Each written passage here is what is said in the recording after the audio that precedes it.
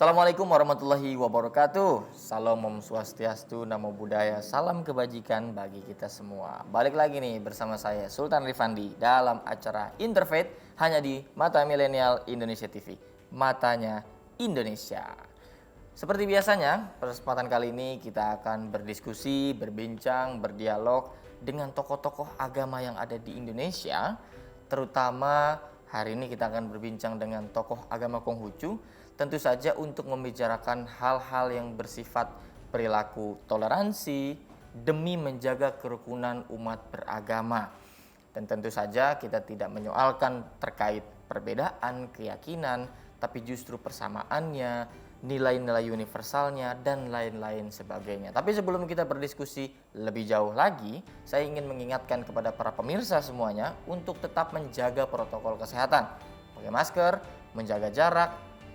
Kalau yang belum vaksin, ayo kita vaksin supaya kita terhindar dari yang namanya gelombang-gelombang virus berikutnya. Baik teman-teman semuanya, tadi saya sudah sampaikan kita sudah berada atau sudah kedatangan dengan tokoh agama Konghucu yaitu Pak Mulyadi Liang. Halo Pak Mulyadi, sehat Pak ya? Iya, sehat, terima kasih. Nah Pak Mulyadi ini adalah Ketua Bidang Diklat Rohaniwan Matakin ya Pak ya? Matakin. Majelis Tinggi Agama Konghucu Indonesia. Nah pada kesempatan kali ini kita akan berbincang seputar tema peran rohaniwan Konghucu dalam kerukunan umat beragama. Pasti tema-tema ini akan sangat relevan nih Pak ya dengan kondisi demografi di Indonesia karena karakter masyarakat kita sangat majemuk. Banyak sekali perbedaannya, heterogen sekali. Nah tentu ini membutuhkan banyak sekali nasihat, banyak sekali peran dari berbagai tokoh-tokoh agama. Tapi sebelum kita masuk ke dalam tema itu Pak Mulyadi, mungkin ada ungkapan tak kenal maka tak sayang nih Pak Mul. Nah, mungkin para pemirsa di sini belum mengenal Pak Mulyadi secara umum mungkin ya, kesehariannya apa, kemudian aktivitasnya atau bahkan menjadi ketua bidang diklat rohaniawan ini apa sebetulnya fungsi-fungsinya. Mungkin bisa diperkenalkan kepada para pemirsa. Silakan Pak Mulyadi.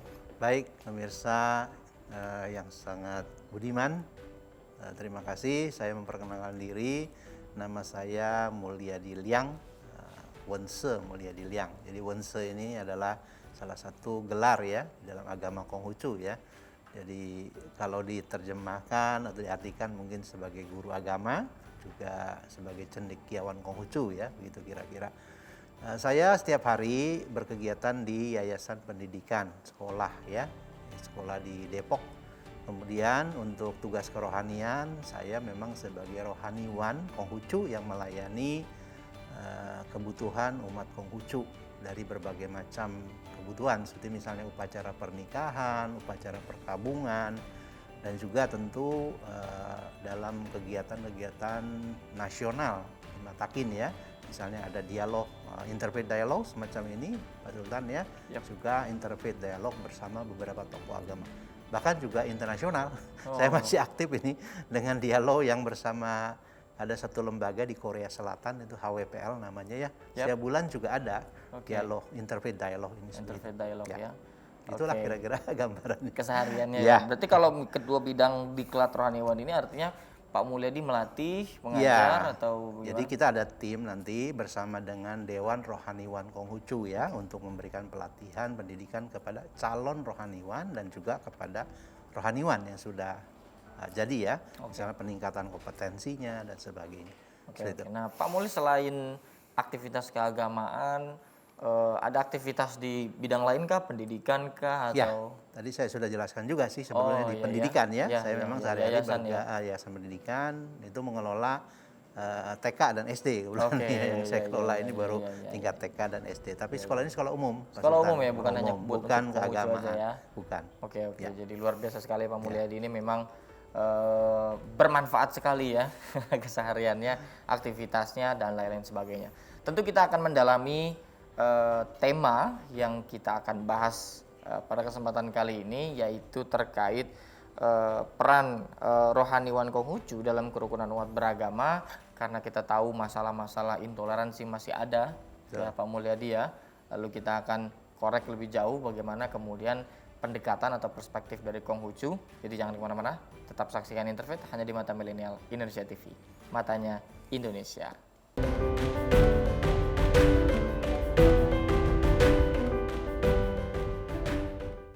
Yap, kembali bersama saya Sultan Rifandi dalam acara Interfaith di Mata Milenial Indonesia TV. Matanya Indonesia. Tadi kita sudah berkenalan dengan Pak Mulyadi tentang aktivitasnya, kegiatan sehari-harinya, dan tentu kita mulai masuk pada tema yang akan kita bahas. Indonesia memiliki karakter masyarakat yang sangat majemuk, sangat heterogen. Berbagai perbedaan itu lahir, bahkan bangsa Indonesia lahir karena perbedaan. Jadi setting sosial bangsa ini dibangun dari fondasi-fondasi yang sangat berbeda.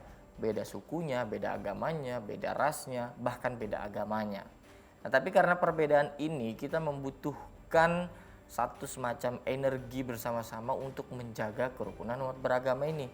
Karena zaman sekarang pasti Pak Mulyadi ya, tidak sedikit ini yang oknum lah ya, katakanlah membentur-benturkan, yang damai menjadi saling tegang, saling panas. Nah, kalau kita bicara soal konteks di agama Konghucu ya, kalau kita bicara terkait jenjang tingkatan rohaniwan di Konghucu terlebih dahulu nih, kita mengenal dulu ya Pak Mulyadi ya.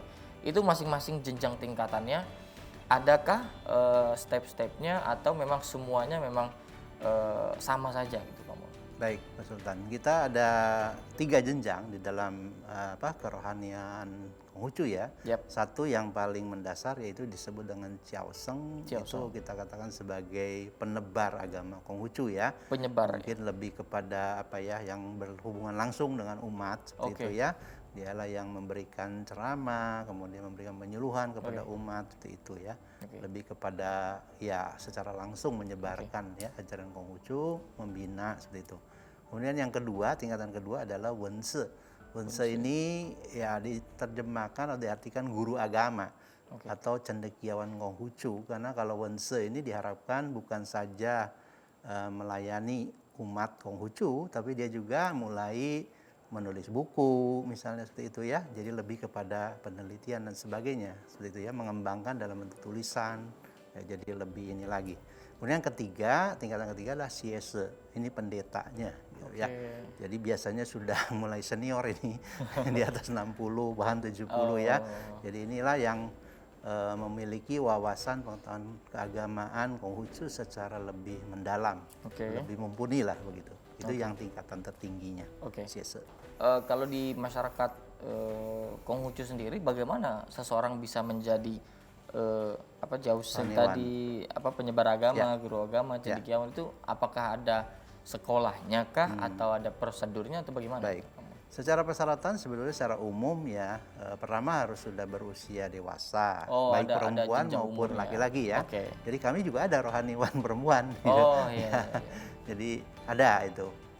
Jadi persyaratan umumnya adalah sudah dalam usia dewasa, ya, kemudian dia juga meyakini Konghucu sebagai agama, ya satu-satunya keyakinan agamanya, dan sudah pasti dia sudah juga banyak berkecimpung ya di dalam organisasi Konghucu ya, kemudian mempelajari kitab-kitab sucinya, dan nanti kita juga berikan tadi pendidikan dan pelatihan.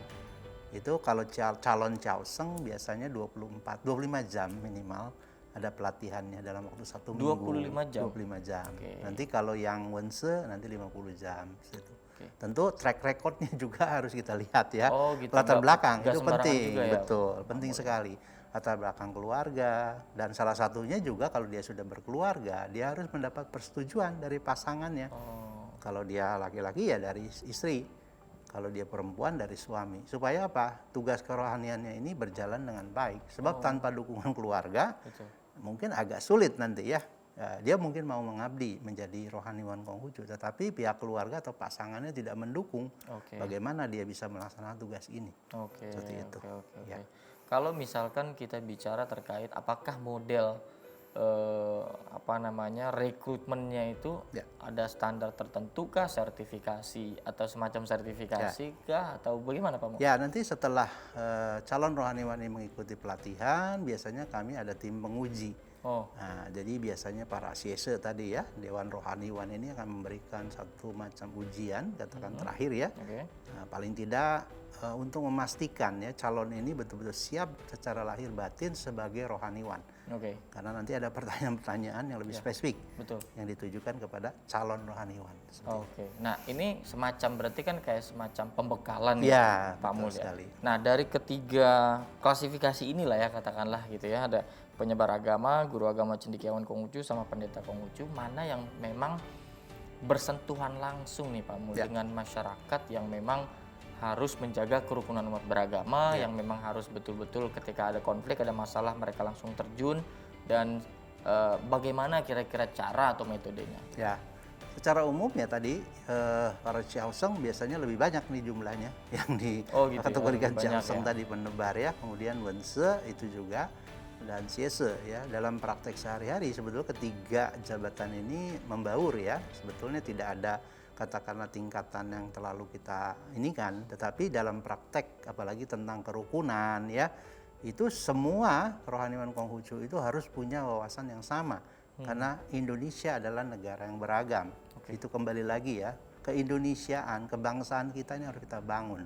Jadi sekalipun Konghucu berasal dari Tiongkok, agama ini berasal dari Tiongkok, bukan berarti kita berkiblat ke sana. Tidak. Jelas kita adalah Konghucu Indonesia. Kita adalah rohaniwan Konghucu Indonesia. Umat Konghucu juga seperti itu harusnya. Ya, jadi betul-betul kita keindonesiaan harus dikedepankan. Oke, Gitu ya. jadi Nah, kepancasilaan ya, betul kebinekaan sekali. tidak diragukan ya. Tidak Pak Mul? diragukan. Inilah yang kita selalu juga tekankan kepada umat kita, apalagi rohaniwan sebagai penyuluh agama, itu harus jelas. Ya, kebangsaan ini menjadi satu modal yang harus kita terapkan dalam kehidupan ini. Sehingga kita tidak lagi dinilai eksklusif ya.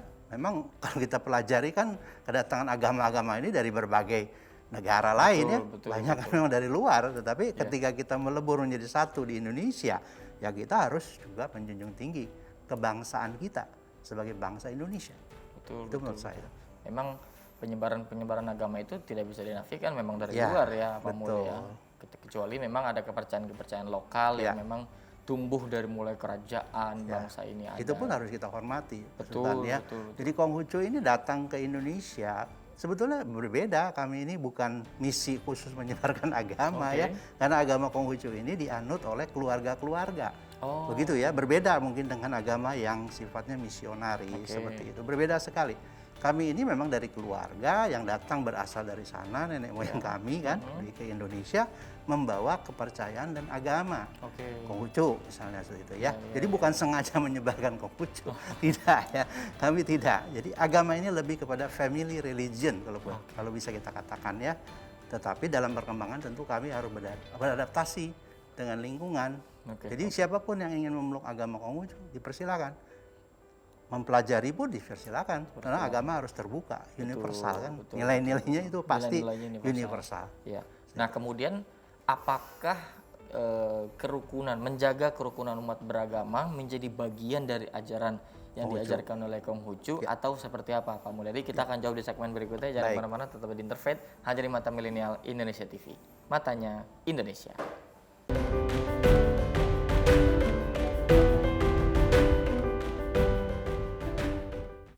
Yap, masih bersama saya Sultan Rifandi dan juga Pak Mulyadi hanya di Interfaith di Mata Milenial Indonesia TV, matanya Indonesia. Tadi kita sudah berbincang dengan Pak Mulyadi terkait ajaran-ajaran ya Pak Mulyadi ya, Konghucu itu sendiri secara singkat mungkin ya. Nah, saya ingin mendalami seperti pertanyaan sebelum break tadi ya Pak Mulyadi. Ini kan kerukunan umat beragama ini sangat penting. Betul. Banyak orang yang mengoyak-ngoyak perbedaan kita sehingga benturan-benturan, perpecahan, perselisihan itu terjadi. Ya. Nah, bagaimana kalau dalam konteks ajaran di Konghucu, seberapa penting sebenarnya kerukunan umat beragama ini, Pak Mulyadi? Ya, saya bisa jelaskan Pak Sultan ya, bahwa di dalam ajaran Konghucu, dalam kitab sucinya sangat syarat sekali dengan ajaran-ajaran yang menuntun umat Konghucu khususnya dan kita semua pada umumnya mengenai kerukunan, keharmonisan ya. Itu sangat jelas sekali. Saya ambilkan salah satu ayat ya di dalam kitab Lun-I, Sabda Suci itu. Ada bagian bab 12 pasal 23. Di sana dijelaskan bahwa seorang yang berbudi luhur, dalam istilah kami disebut sebagai seorang cince ya. Cince di sini adalah seorang yang saleh, yang berbudi luhur, boleh dikatakan insan kamil seperti itu. Kalau dalam Islam barangkali ya. Nah, itu tidak walaupun tidak sama bisa rukun. Jadi dia bisa hidup rukun meskipun tidak sama gitu ya. Tapi sebaliknya seorang yang rendah budi, dalam bahasa kami disebut syauren, itu meskipun sama dia tidak rukun. Meskipun sama tapi tidak rukun ya. Ini jelas sekali ya dalam ajaran Konghucu dijelaskan seperti itu. Nah, diharapkan seluruh umat Konghucu terutama ya itu menjadi seorang cince, seorang yang berbudi luhur. Tentu ada proses tahapan-tahapan menjadi seorang cince. Ya, kembali lagi bagaimana pembinaan dirinya ya di dalam kehidupan itu harus digembleng sedemikian rupa sehingga dia berkarakter seorang yang berbudi luhur. Oke. Seperti itu. Berbudi luhur itu sejak kapan kita harus mempelajarinya kira-kira? Sejak anak-anak, sejak lahir harus sudah kita didik. Ya, dengan katakanlah dari awal anak-anak biasanya kita mulai dengan pendidikan karakter. Budi pekerti dalam Artinya hal peran ini. keluarga di sini penting. Peran keluarga sangat penting sekali. Jadi sejak anak-anak kita sudah tanamkan bagaimana dia beretika, misalnya dalam hal makan, dalam memberi hormat, salam kepada orang tua, kepada yang lebih tua, ketika dia mau bersekolah, ya semua ada. Kalau saya lihat kan memang Konghucu ini sangat menghargai keluarga ya. Betul Mulai sekali. sangat menempatkan keluarga ini menjadi posisi yang sangat penting di dalam akhlaknya atau perilakunya gitu ya. Apakah memang peran keluarga ini dijelaskan di Konghucu ini Ya, begitu sangat jelas. Betul. detail atau bagaimana Ya, kira-kira, Pak? saya kutip lagi salah satu ayat juga ya di dalam kitab Tahsyi Ajaran Besar bahwa kerukunan hidup dalam keluarga itu seperti atau ibarat alat musik yang ditabuh harmonis. Alat musik Ya. yang ditabuh harmonis. Jadi artinya kalau ada satu katakanlah konser ya, Oke. itu kan ada orkestra ya. Ya. Semua pemainnya kan pegang alat musik berbeda-beda. Betul. Ada yang biola, ada yang pegang apa seperti itu ya, macam-macam kan. Tetapi semua itu kan harus mengikuti katakanlah dirijen ya, partiturnya dan sebagainya. Oke. Dan dimainkan secara harmoni. Nadanya tidak boleh terlalu tinggi, terlalu rendah dan sebagainya. Inilah kehidupan keluarga atau kehidupan kita di dunia ini, khususnya di keluarga. Nah, kalau kita bisa berlaku seperti itu, masing-masing menempati tugas dan fungsinya sebagai anak ya berlakulah sebagai anak yang baik. Sebagai orang tua juga demikian, menempati posisinya, begitu ya. Dan hidupnya harus harmonis, seperti alat musik tadi, dimainkan begitu merdu. Siapa yang tidak merasa Nyaman. senang, nyaman, kan begitu. Betul. Tapi kalau masing-masing memainkannya selera sendiri, berantakanlah itu musik. Siapa yang mau dengar? Betul. Kita mendengarnya saja udah pusing. Iya, betul. Seperti itulah kehidupan ini sebetulnya. Oke, berarti memang diilustrasikan seperti Ya. itu kira-kira begitu ya, Ya. Pak Mulya. Sebelum pada akhirnya nanti seorang anak akan keluar dari keluarganya, akan pergi ke lingkungannya, kemana-mana, itu memiliki sifat untuk menjaga kerukunan antar umat beragama ya, Pak Mulya. Jadi ayat ini sangat ini sekali, terutama kepada pasangan calon suami istri. Kita sangat tegaskan ini. Oh gitu. Karena di sana ditegaskan kembali, bahagiakanlah anak istrimu. Oke. Ya tentu suami juga ya, dalam keluarga kan ada keluarga inti namanya. Nah, kalau kamu bisa membahagiakan keluarga, maka orang tua pun akan merasa tenang, damai hatinya. Kembali lagi memang ajaran inti Konghucu itu di keluarga dulu. Seperti itu. Tapi kan memang ya Pak Mulya, di keluarga itu kan terkadang tidak semuanya terlahir atau terbiasa dengan perbedaan ya. Betul. Pasti kan keluarga ya sama agamanya, kiri kanan Bisa mungkin berbeda. tetangganya bisa berbeda, tapi kan pada akhirnya nggak terlalu intens gitu ya. Nah, Betul. bagaimana kalau kondisi di masyarakat Indonesia lah katakanlah ya Pak Mulya untuk menumbuhkan sikap toleransi ini bahkan di tengah lingkungan yang hampir sama semua gitu. Misalkan agamanya sama semua, kiri kanannya sama semua, dia masuk sekolahnya pun sekolah keagamaan yang sama gitu. Itu bagaimana kira-kira? Ya kembali lagi sebetulnya kembali kepada pribadi orangnya ya menurut saya Pak Sultan ya. Meskipun sama tadi kan sudah dijelaskan ya, tidak bisa rukun gitu. Ini kan satu hal yang penting. Jadi kalaupun kita berbeda bisa rukun. Kenapa? Karena dari dasar hati kita yang paling dalam memang kita sebagai manusia ya, sebagai makhluk ciptaan Tuhan yang katakannya termulia, kita ya harus bergaul dengan sesama manusia tanpa melihat lagi latar belakang tadi. Karena Konghucu mengatakan di 4 penjuru lautan kita adalah bersaudara. Di 4 penjuru lautan. Ya, jadi kita berasal dari satu sumber yang sama sebetulnya kan begitu. Ya, jadi kalau kita merasa kita bersaudara, ya sudah, kita tidak usah lagi ada sekat-sekat. Karena dasarnya adalah kemanusiaan. Apalagi kalau kita merasa benar. Iya, tapi jangan merasa benar sendiri. Iya, Ini yang seringkali kan memaksakan pendapat gitu. Pendapat, Tidak ya, boleh. Betul. Ya kan, kebenaran itu kan relatif juga. Ya kan, Itu benar kata kita nanti. Benar ya, Belum relatif tentu gitu ya. orang Iya, lain nggak benar kan. Jadi harus benar-benar ya benar gitu. Iya. Tepat ya. Artinya mungkin 4 penjuru lautan itu maksudnya mau nengok kemanapun itu saudara gitu. Iya, ya, Bang. saudara. Kita tidak usah berbeda. Ini kalau berbeda paham biasa. Tetapi kan ada cara bagaimana kita menjadikan satu, ya katakanlah kesepakatan dengan musyawarah misalnya kan bisa kan dicapai satu kesepakatan. Iya. Nah, Pak Mulyadi, kalau di dalam Konghucu itu sendiri ya Pak Mulyadi ya, ada nggak sih sebetulnya lembaga khusus yang memang memiliki tujuan untuk mempersatukan rohaniwan Konghucu di Indonesia?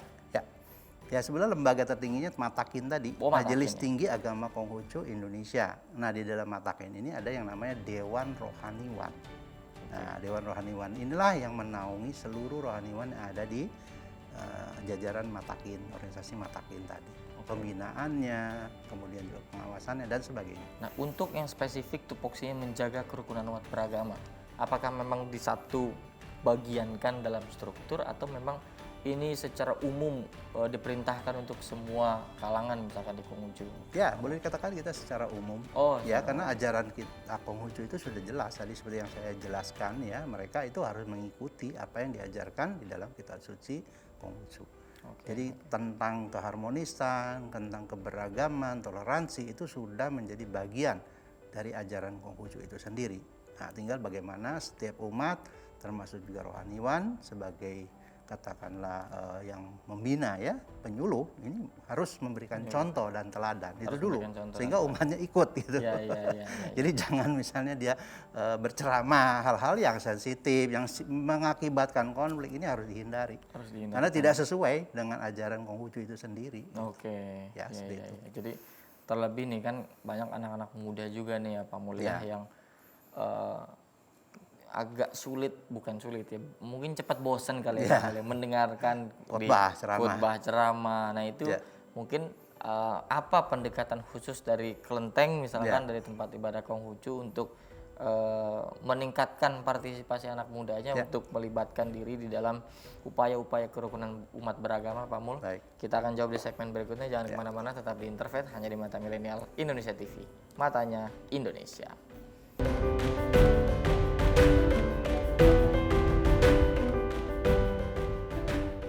Yap, kembali lagi masih bersama saya Sultan Rifandi dalam acara Interfaith di Mata Milenial Indonesia TV. Matanya Indonesia.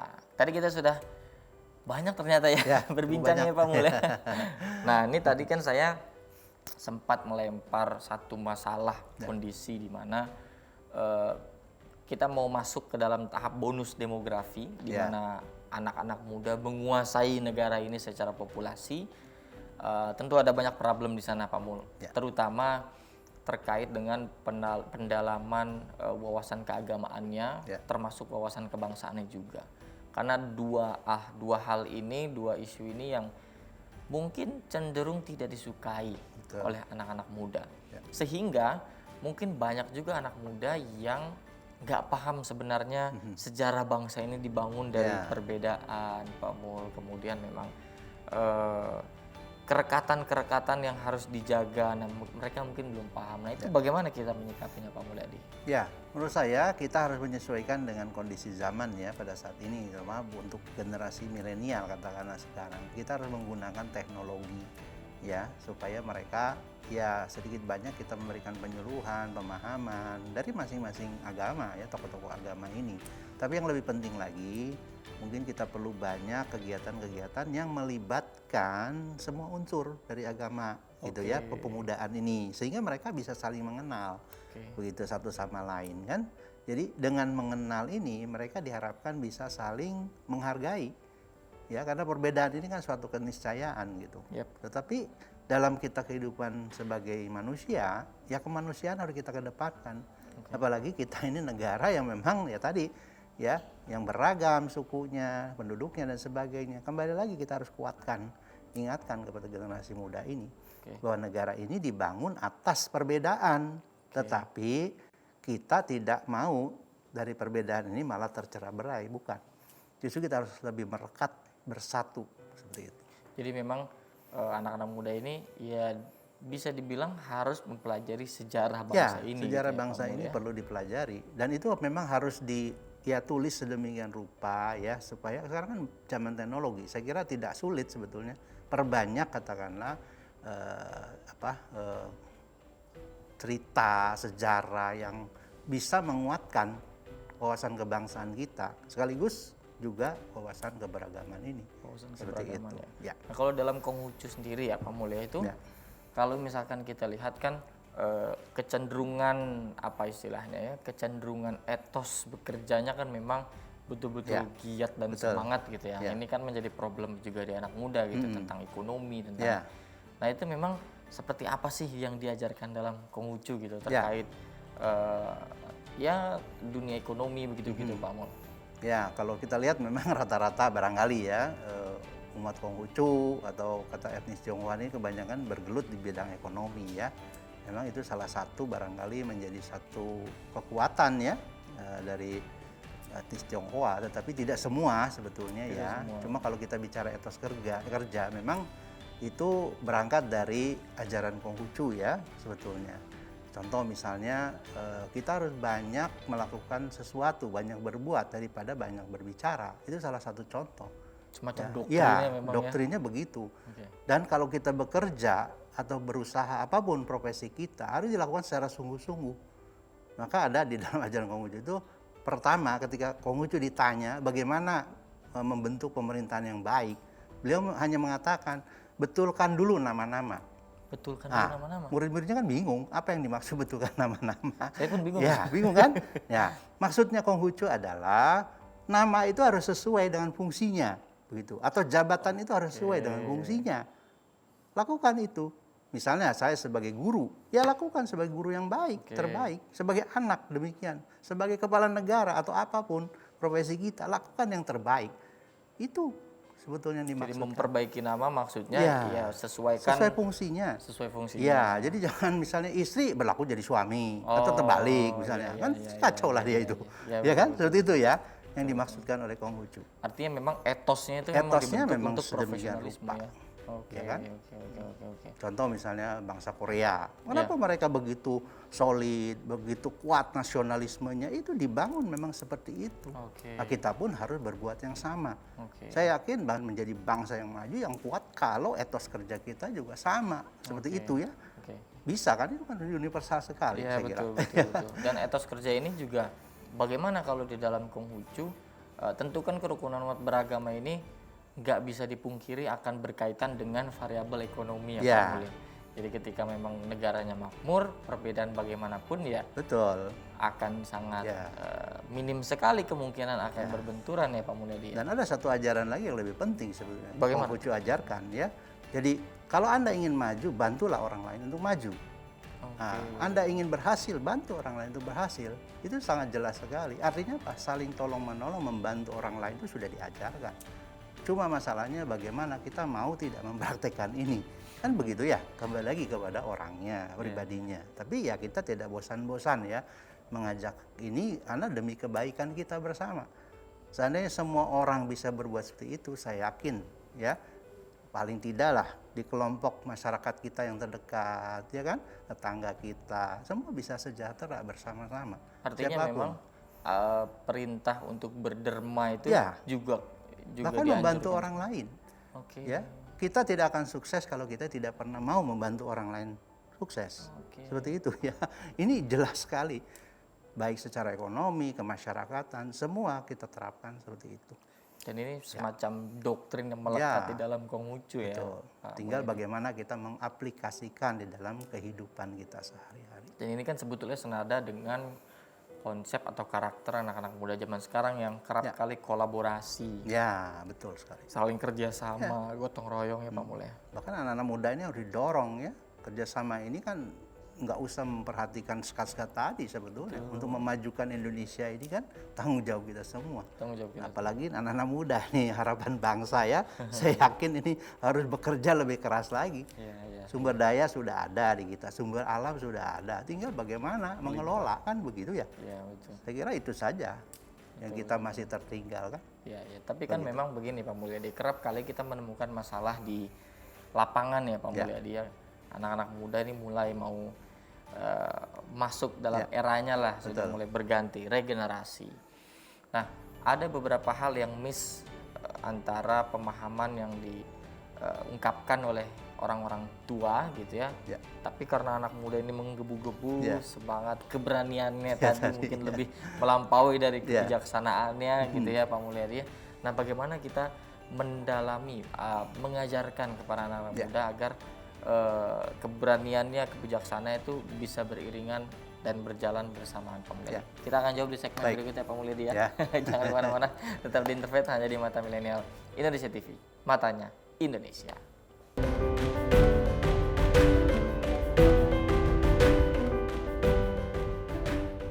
Yap, kembali lagi masih bersama saya Sultan Rifandi dalam acara Interfaith di Mata Milenial Indonesia TV.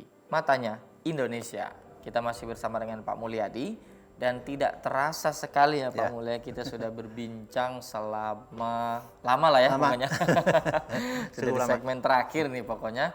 Dan tadi saya sempat menanyakan ini terkait dengan biasalah Pak Mulyadi, ini ada anak-anak muda ya, sejarah ini sedang bergerak dan kadangkala pemahamannya, kemudian konsepnya, keberaniannya itu melampaui dari kebijaksanaannya. Nah, sehingga yang tadinya mungkin niatnya untuk menjaga kerukunan justru malah salah pemahaman gitu Pak Mulyadi ya, yang akhirnya malah terjadi ya salah paham dan lain-lain sebagainya. Nah, bagaimana kita bisa mengkorelasikan secara bersamaan antara keberanian tadi ya anak muda dengan kebijaksanaannya? Baik Pak Sultan. Jadi kalau menurut pendapat saya ya, ini kembali lagi kepada pendidikan sebetulnya. Pendidikan bukan hanya dalam arti pendidikan formal. Saya kira Indonesia sudah tracknya sudah benar ya. Pendidikan karakter ini menjadi hal yang sangat penting. Nah, sekarang apalagi ada saya baru saja juga mengikuti workshop ya di Kemendikbud ini yang diadakan oleh Kemendikbud yang namanya generasi berkarakter Pancasila ini harus kembali digaungkan ya. Tentu diimplementasikan dalam bentuk kurikulum, pendidikan formal dan sebagainya dari TK sampai perguruan tinggi. Nah, inilah penguatan-penguatan pendidikan karakter menjadi hal yang sangat penting. Termasuk tentu pendidikan agama. Ya, karena agama itu kan dasar ya, keimanan dan moralitas. Itu juga menjadi penting. Tidak bisa disepelekan gitu. Nah, marilah kita sama-sama melalui jalur pendidikan ini ya, termasuk juga pendidikan keluarga. Ya. Jadi kalau di keluarga-keluarga di pendidikan baik ya, sesuai dengan katakanlah jalurnya, ya saya yakin keluarga-keluarga ini juga menjadi keluarga yang kuat. Kalau keluarga menjadi kuat, masyarakatnya pun menjadi kuat. Dan pada akhirnya negara ini juga akan menjadi kuat seperti itu. Jadi gitu. Tapi kenapa ya pendidikan yang paling utama Pak Mulyadi? Kenapa tidak ekonomi misalkan atau apa gitu? Ya, nah ini saya ambil lagi apa yang Konghucu katakan. Ketika beliau itu berkeliling negeri ya, karena 13 tahun Konghucu kan berkeliling waktu itu. Setelah beliau tidak menjadi lagi Perdana Menteri. Kenapa tidak mau jadi Perdana Menteri lagi? Karena rajanya waktu itu sudah lupa dengan tugas kewajibannya sehingga beliau mundur dan berkeliling 13 tahun. Nah, ketika berkeliling itu beliau melihat satu negara namanya negara Wei ya waktu itu ya. Penduduknya padat. Ya. Nah, muridnya bertanya, "Guru, itu penduduknya padat. Lalu mau diapakan rakyat itu?" Ya. Konghucu tidak mengatakan ekonomi sebetulnya yang utama. Beliau katakan pendidikan. Pendidikan dulu. Gitu. Pendidikannya dibangun, rakyatnya diberdayakan sehingga dia mampu mandiri, ekonomi akan tumbuh, sosial kesejahteraan akan tumbuh. Nah, itulah Konghucu makanya dikenal sebagai guru agung sepanjang masa. Beliau itu pendidik jelas. Yang mendidik rakyat juga mendidik pejabat supaya betul-betul menjalankan pemerintahan ini dengan baik. Seperti itu. Jadi memang secara filosofi pendidikan itu pendidikan nomor satu. Ya, betul. Ya, kita bisa maju karena pendidikan sebetulnya.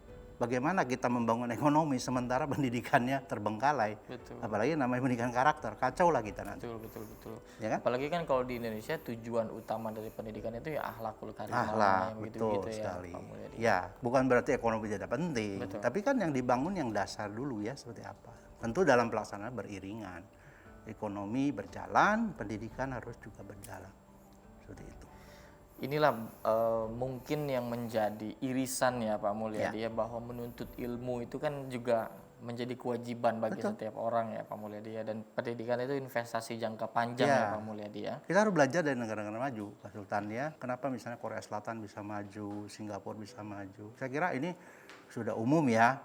Para ahli pendidikan persis tahu juga bagaimana mereka bisa maju. Mereka kan belajar keluar, tetapi kan setelah itu membangun negara, ya kan? Nah itu sama harus dilakukan oleh kita juga. Dan bangsa Indonesia sangat masih jauh sekali Pak Mulyadi. Jadi gak apa-apa mahasiswa kita belajar ke luar negeri, tetapi setelah mereka menguasai teknologi, ilmu teknologi, kembali membangun negaranya. Harus seperti itu. Literasinya masih rendah, kemudian angka rata-rata sekolahnya juga masih minim. Kan ini memang rakyat kita banyak sekali. Ini juga jadi tantangan barangkali bagi pemerintah ya ke depan seperti itu ya. Ya kita harus belajar juga lah kepada negara-negara yang sudah Jadi maju, memang dari termasuk dari pendidikan inilah kita mampu memahami bagaimana cara menjaga kerukunan umat beragama ya Pak Mulyadi. Dari awal situ juga sebetulnya. Karena di dalam pendidikan itu sangat menentukan semua lini sebetulnya dari situ awalnya kan. Oke. Jadi kalau ini diperkuat, saya yakin akan lebih baik kondisi kita. Nah kalau kita bicara tentang toleransi, intoleransi dan pluralisme lah, gitu kira-kira Pak Mulyadi ya. Nilai apa yang paling tidak kita pegang teguh menjadi modal untuk kita bermasyarakat untuk tetap bisa menjadi seseorang yang tetap bisa menerima pluralisme ini? Ya, sebetulnya dasar negara kita sudah jelas Pancasila itu ya. Pak Sultan ya, dari ketuhanan yang Maha Esa sampai sila kelima, itu saja. Kalau kita bicara wawasan kebangsaan, persatuan dan sebagainya sudah termasuk semua, dan itu memang tidak bertentangan dengan ajaran agama apapun. Termasuk Konghucu? Iya, termasuk Konghucu jelas sekali ya. Itu saja. Kalau kita bicara kebangsaan ya, mari kita amalkan Pancasila. Kalau kita bicara keimanan, mari kita amalkan ajaran agama kita masing-masing. Saya yakin itu saling mendukung, tidak ada masalah, ya. Jadi kalau kita mengamalkan Pancasila, ya sama dengan mengamalkan ajaran agama kita masing-masing. Pastinya begitu. Jadi jalan beriringan. Ya, beriringan. Gitu. Jadi tidak akan terjadi konflik di sana. Gitu. Kan bagaimana kita membumikan Pancasila dan juga sekaligus menerapkan ajaran kita masing-masing agamanya. Ya, dengan semangat tadi, toleransi, kebersamaan, dan sebagainya. Jadi memang dengan menerapkan Pancasila tadi ya sebetulnya sudah menjalankan setengah dari kewajiban agama kita sudah ya. Pasti, karena memang tidak bertentangan dengan ajaran agama. Gitu. Baik Pak Mulyadi, kita sudah berada di ujung acara nih. Baik. Tidak terasa Pak Mulyadi ya, seperti biasa. Sesi terakhir ini akan diberikan kesempatan kepada Pak Mulyadi untuk setidaknya meringkas dari tema yang kita bahas hari ini tentang pentingnya menjaga kerukunan umat beragama, tentu dalam perspektif Konghucu, agar para pemirsa, para teman-teman di sini bisa mendengarkan, bisa mengimplementasikan dan mengaktualisasikan dalam kehidupan sehari-hari, agar kita bisa menjadi pribadi yang memang betul-betul paham bahwa bangsa ini dibangun atas perbedaan dan kita tidak boleh alergi terhadap perbedaan tersebut. Silakan Pak Mulyadi. Baik, ini saya tujukan khusus ini kepada generasi muda ya, Khusus, generasi milenial ini kebetulan spesial ya. Jadi mari kita belajar dari sejarah bangsa Indonesia ya, bahwa persatuan dan kesatuan itu menjadi modal utama untuk memperkuat ya, mempererat kebangsaan kita Indonesia. Ya, dengan kita bersatu ya, sebagaimana Sumpah Pemuda yang sudah digaungkan sejak tahun 1928 ya, yang menjadi juga cikal bakal kemerdekaan negara kita, ini kita perkuat kembali, kita perekat kembali, pererat kembali. Jadi jangan mudah kita tercerai-berai oleh isu apapun ya, apalagi sekarang ini banyak sekali berkeliaran, berseliweran ya, hal-hal yang barangkali negatif perlu kita saring kembali. Jadi sekali perkuat persatuan dan kesatuan bangsa sehingga Indonesia menjadi negara yang kuat, tangguh, dan jaya. Ya, terima kasih Pak Mulyadi Sama-sama, atas Pak pesannya, nasihatnya, dan lain-lain sebagainya. Tentu harapannya kita yang mendengarkan bisa mengaktualisasikan dan mengimplementasikan apa yang dibicarakan oleh Pak Mulyadi dalam kehidupan sehari-hari. Terima kasih juga untuk para pemirsa yang telah menyaksikan program ini dari awal sampai akhir. Tetap jangan lupa untuk menggunakan masker, jaga jarak. Kalau yang belum vaksin silakan vaksin agar kita terjaga dari gelombang-gelombang virus berikutnya. Sekali lagi terima kasih banyak. Saya pamit undur diri. Terima kasih dan saksikan episode lainnya di Interfaith di Mata Milenial Indonesia TV. Matanya Indonesia. Oke, terima kasih.